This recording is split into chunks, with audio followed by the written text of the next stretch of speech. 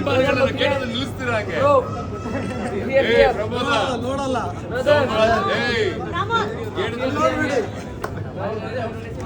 ನಮ್ಮನ್ನ ಕೇಳಿದ್ರೆ ನಿಲ್ಲಿಸ್ತೀರ ನೀವು ಅಭಿಮಾನಿಗಳನ್ನ ಏನ್ ಅನ್ಕೊಂಡ್ಬಿಟ್ಟಿದ್ದೀರ ನೀವು ಬೆಳಗಾವಿಂದ ಬಂದು ಪ್ರೀತಿ ಇರಲಿ ಸ್ವಲ್ಪ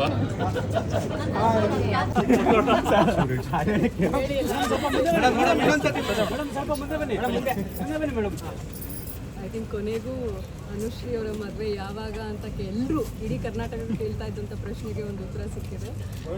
ತುಂಬ ಮುದ್ದ ಕಾಣ್ತಿದ್ದಾರೆ ಅನುಶ್ರೀ ಹಾಗೂ ರೋಷನ್ ಅವರು. ಎಲ್ಲರ ಕಡೆಯಿಂದ ಐ ಥಿಂಕ್ ಕರ್ನಾಟಕದ ಪ್ರತಿಯೊಬ್ಬರು ವಿಶ್ ಮಾಡೋದು ಅವರು ಖುಷಿಯಾಗಿರಲಿ, ನಗ್ನಗ್ತಾ ಇರಲಿ ಅಂತ. Wish you a very very happy married life Anu and Roshan. And God bless.